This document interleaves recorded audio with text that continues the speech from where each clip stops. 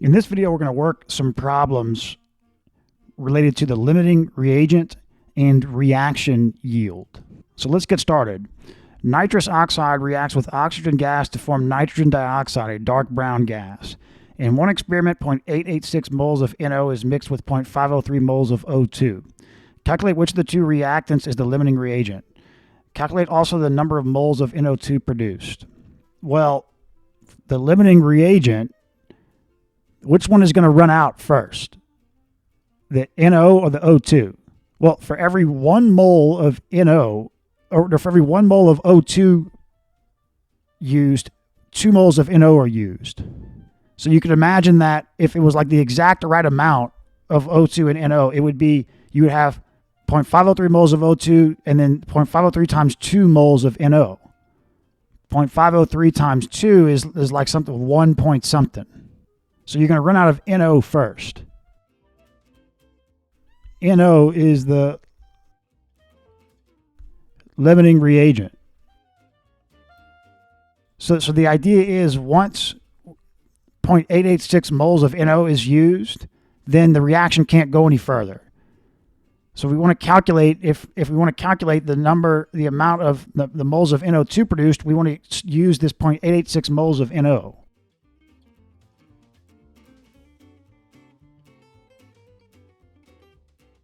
Right?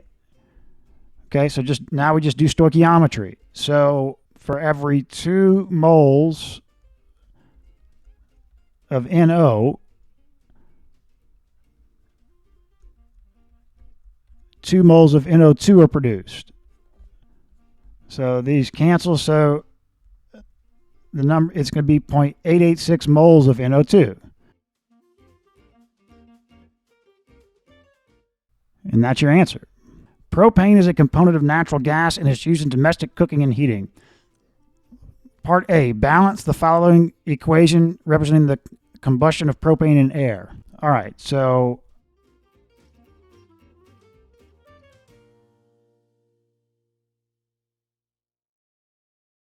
we've got 3 carbons on the left and then 1 on the right. So let's put a 3 here. Now what about the hydrogens? We've got 8 on the left and 2 on the right. So let's put a 4 here. And now, so we've got 3 carbons on the left, 3 on the right, 8 hydrogens on the left, 8 on the right. So now we're pretty much done because this oxygen is alone. So we can completely control the oxygen. So let's see. We've got 2 oxygens on the left and then 6, then 10 on the right. So just put a 5 here. Okay, so that's balanced. Now part B. How many grams of carbon dioxide can be produced by burning 3.65 moles of propane? Assume that oxygen is the excess reagent in this reaction. So oxygen is the excess reagent, meaning that we're going to base our stoichiometry off of the propane, right? Once all the propane is used, the reaction can't go any further. So we've got 3.65 moles of propane. Okay, and now we're looking for what? How many grams of carbon dioxide can be produced? Okay, so for every 1 mole of propane, 3 moles of CO2 are produced. Okay, but now we want this in grams of CO2. So what is the molar mass of CO2? Carbon atomic weight is 12.011 plus 2 times, and then oxygen is 15.999.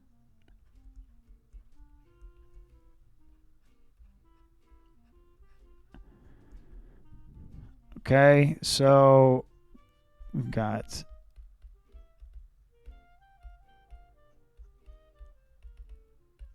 44.009 grams of CO2 per mole of CO2. You could also put it like that. That's technically grams of CO2 per 1 mole of CO2. All right. So for every 1 mole of CO2, you've got grams of CO2. There we go. So now we're in the units that we want, grams of CO2. So 3.65 times 3 times 44.009. 481.9.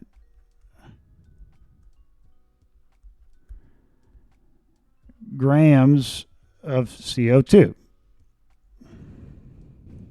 Consider the reaction, this reaction here. If 0.86 moles of MnO2 and 48.2 grams of HCl react, which reagent will be used up first? How many grams of Cl2 will be produced? All right, so we've got, we know how many we have. We're starting with 0.86 moles of MnO2, and they say we're also starting with 48.2 grams of HCl. So we just need to find out how many moles this is, and then we can compare to see the mole amounts of the starting mole amounts to see which one is the limiting reagent. So what is the molar mass of HCl? H, atomic weight 1.008. Okay, now Cl 35.45.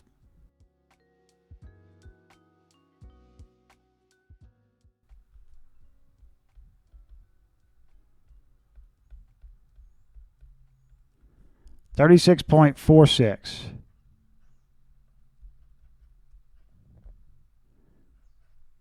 grams of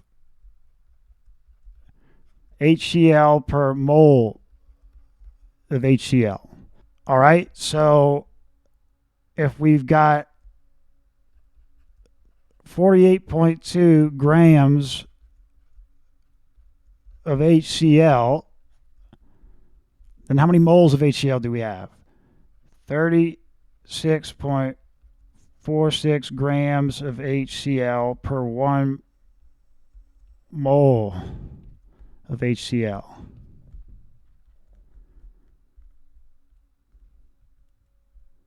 So 48.2 divided by 36.46. 1.32 moles of HCl. Okay. So we start with 0.86 moles of MnO2 and 1.32 moles of HCl. Now, for every one of these moles, we're using for every 1 mole of MnO2, we're using 4 moles of HCl. So what is 0.86 times 4? It's 3.44. So that means that if we have 0.86 moles of MnO2, we need 3.44 moles of HCl to have like a to have both be used up at the same time. We only have 1.32. So this is the limiting reagent. HCl. This is the limiting reagent. Okay, now how many grams of Cl2 will be produced? So to see how many grams of Cl2 will be produced, we don't start with 0.86 moles of MnO2. We start with the limiting reagent, because all of this is going to be used up, and then the reaction stops. So we want to see how many grams of Cl2 are produced after 1.32 moles of HCl are consumed. All right. So we say that for every 4 moles of HCl, we'll just do stoichiometry now. For every 4 moles of HCl, 1 mole of CO2 is produced.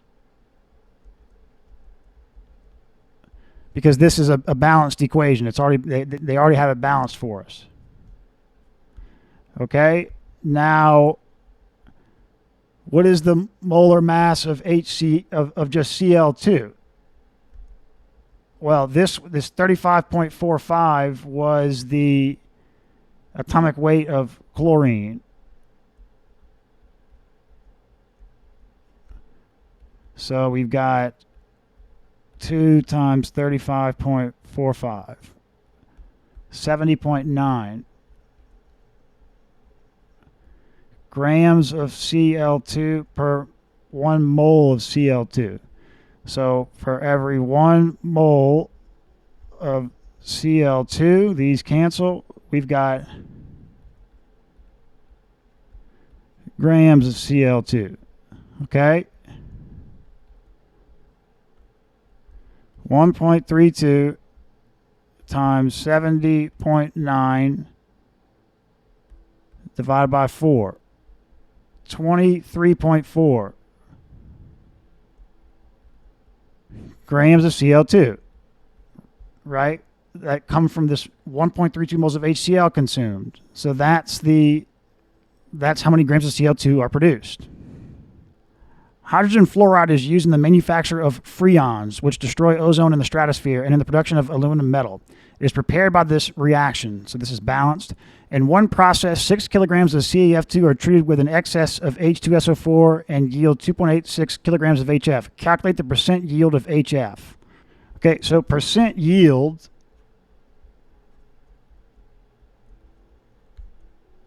is the actual yield over the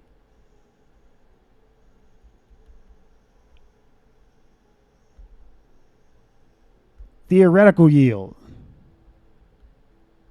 right? The actual yield, they give it to us here. So we just have to calculate the theoretical yield. That's the yield produced in coordination with the limiting reagent, right? Like theoretically, if everything was perfect, how much would be produced?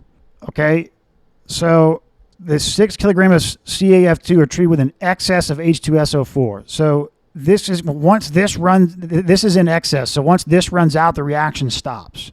So based on all 6 kilograms of this CaF2 being consumed, how much HF is produced? That's going to be the theoretical yield. And we can calculate that in moles or grams. We're going to do moles because it's easier, but we get, as far as a percentage goes, moles or grams, you're going to get the same result. So we're going to do moles since that's easier. Well, no, we're going to have to do grams because we've got this in grams or kilograms. Okay, so theoretically, how many kilograms of HF are produced if 6 kilograms of CaF2 are used in this reaction? All right. So we've got 6 kilograms. Let's put 6,000 grams, right? Because we want to work in grams for the molar mass. So 6,000 grams of CaF2. Okay, now we need to convert this to moles. What is the molar mass of CaF2? Okay, calcium, atomic weight 40.078.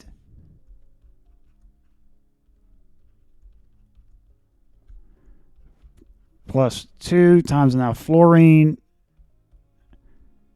18.998.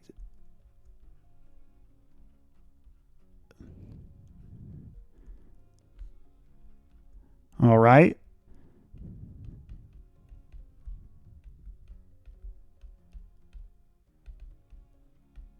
$78.07.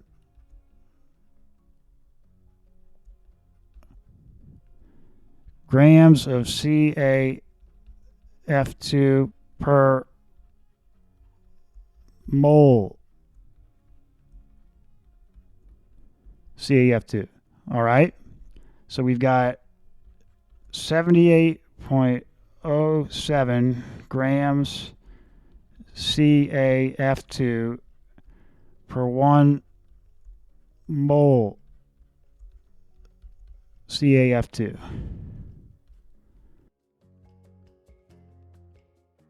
Okay, now 1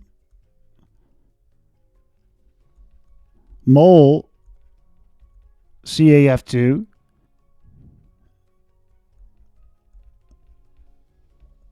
2 moles of HF, right? But now we want to convert this HF to kilograms. So what is the molar mass of HF? Okay, 1.008.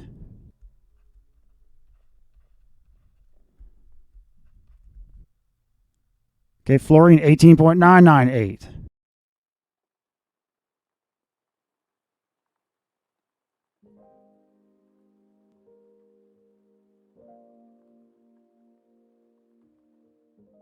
$20.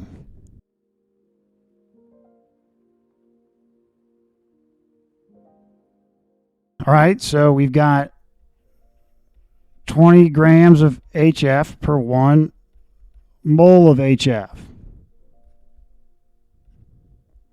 Okay, but now we want to convert this to kilograms, so you have 1,000 grams of HF for every 1 kilogram of HF.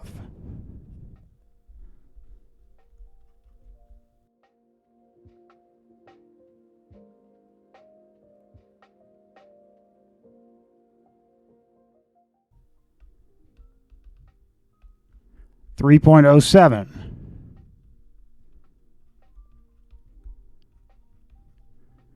Kilograms of HF, theoretically. Okay, so the percent yield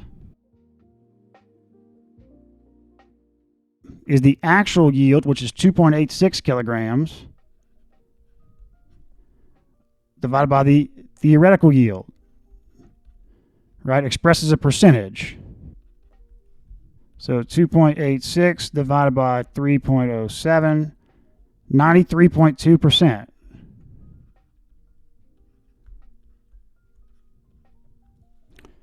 All right, titanium oxide is a white substance produced by the action of sulfuric acid on the mineral ilmenite. Its opaque and non-toxic properties make it suitable as a pigment in plastics and paints. In one process, 8 times 10 to the third kilograms of this FeTiO3, which is ilmenite, yielded this many kilograms of titanium oxide. What is the percent yield of the reaction? Okay, so this is balanced. It gives us the balanced equation. So by the way they word the problem, it's suggesting that this is the limiting reagent. So we have an excess H2SO4, and so it's saying that 8,000 kilograms of this ilmenite yielded 3,670 kilograms of titanium oxide. And for every 1 mole of this of ilmenite consumed, 1 mole of titanium oxide is produced. And so what we need to do is just see, for this many kilograms of ilmenite consumed, how many kilograms theoretically of titanium oxide are produced, and then compare that to the actual yield. So, all right, we start with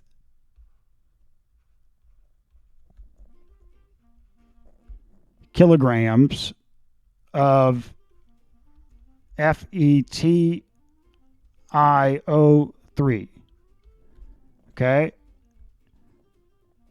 So now we want to convert that to moles. So what is the molar mass of FeTiO3? Okay. Iron atomic weight 55.845.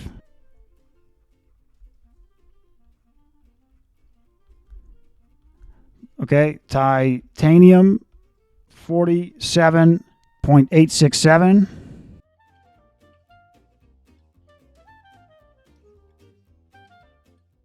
And oxygen 15.999.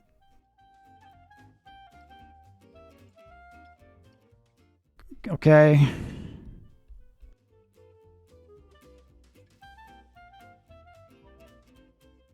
$151.71.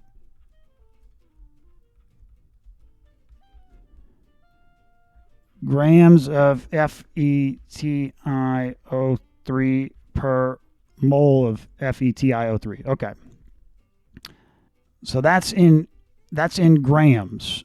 We're in kilograms here. So we need to say that for every 1,000 grams of FeTiO3, you've got 1 kilogram of FeTiO3.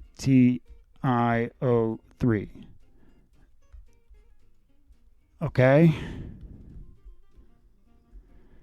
Now we can say for every 151.71 grams of FeTiO3, you've got 1 mole of FeTiO3.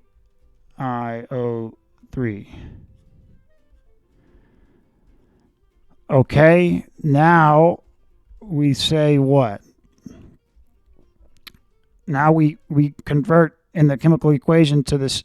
We say for every 1 mole of FeTiO3, you've got 1 mole of TiO2. So for every 1 mole of FeTiO3, you've got 1 mole of TiO2.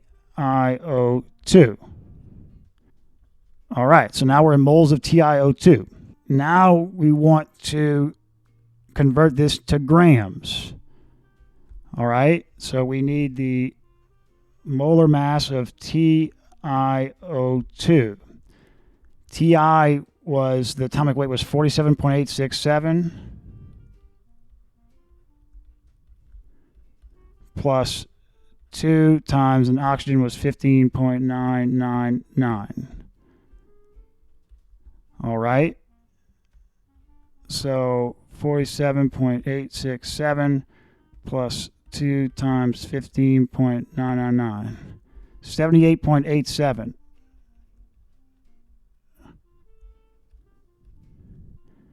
grams of TiO2 per mole of TiO2. Okay, so now 78.87 grams of TiO2 for every 1 mole of TiO2. Okay, so now we can just convert this to kilograms. So for every 1,000 grams of TiO2, you've got 1 kilogram of TiO2. And there we go. We've gone from 8,000 kilograms of this FeTiO3. If all of that is used, how many kilograms of TiO2 do we get? All right. So 8,000 times, well, okay, hold up.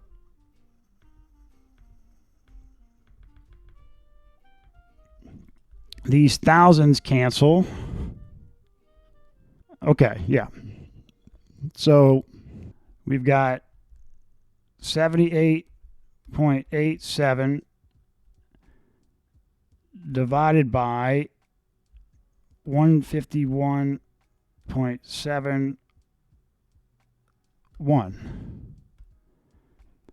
0.520 times 8,000, right? So we start with 8,000. So times 8,000.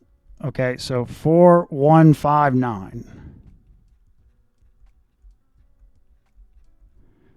That's kilograms, right? Where our units are kilograms of TiO2. This is the theoretical yield. So now for the percent yield, we just take the actual yield. So they give us the actual yield, 3670. Right, that's kilograms of, I mean, we could put the units just to show the units. So kilograms of TiO2 divided by the theoretical yield, kilograms of TiO2. And then this is expressed as a percent, so times 100%. So we've got 3670 divided by 4159. 88.2%.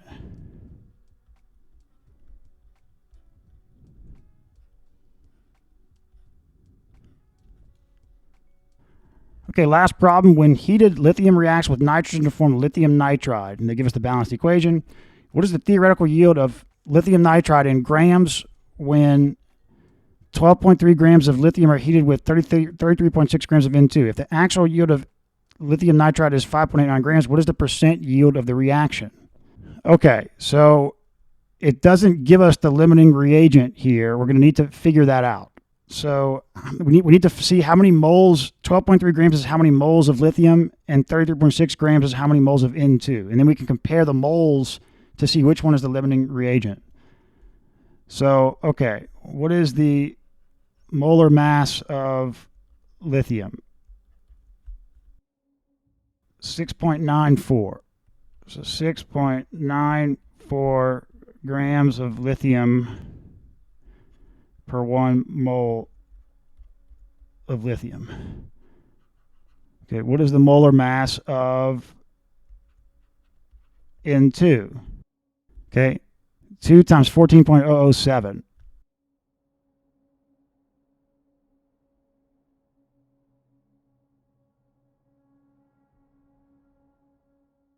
$28.01 grams of N2 per mole of N2. All right, so if we have 12.3 grams of lithium, we've got 6.94 grams of lithium per 1 mole of lithium. Okay, so 12.3 divided by 6.94, 1.77 moles of lithium. Okay, now if we've got 33.6 grams of N2, okay, 28.01 grams of N2 for every 1 mole of N2.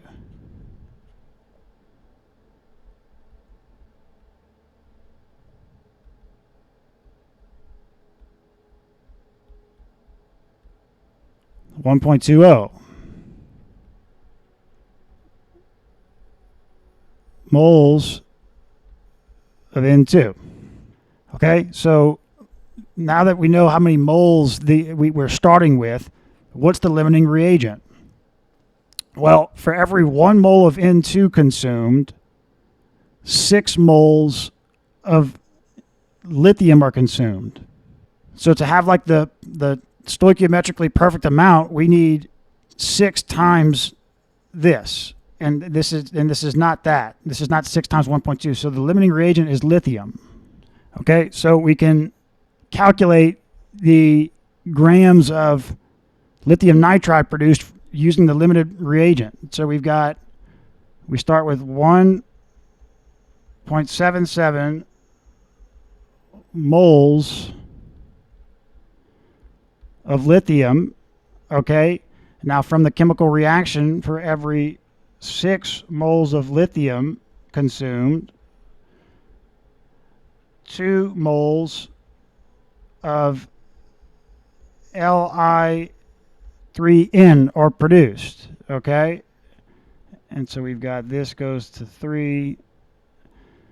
All right, now we want to convert this to grams. Okay, so what is the molar mass of Li3N, lithium nitride? Okay, so lithium, we've got 3. Okay, and now nitrogen is 14.007, right? From here we can get those values, those atomic weights here. So that's 3 times 6.94 plus 14.007, 34.83.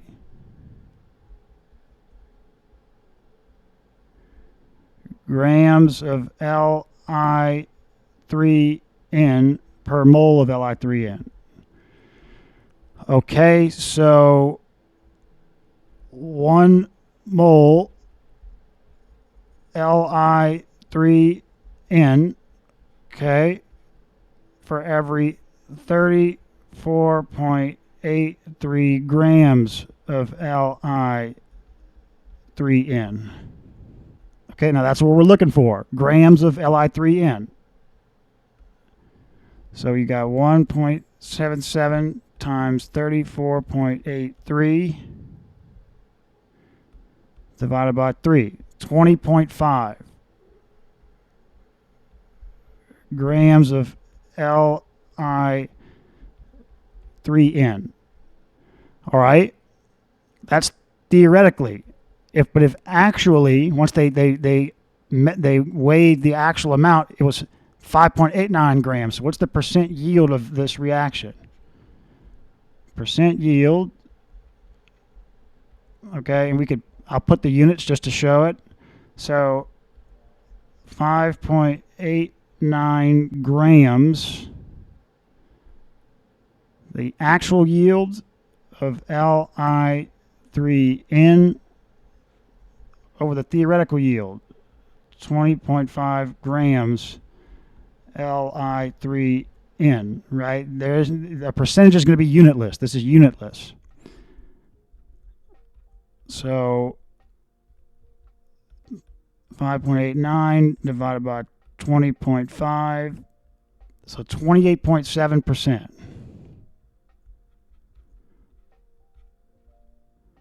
is the percent yield. So this is the theoretical yield, and this is the percent yield.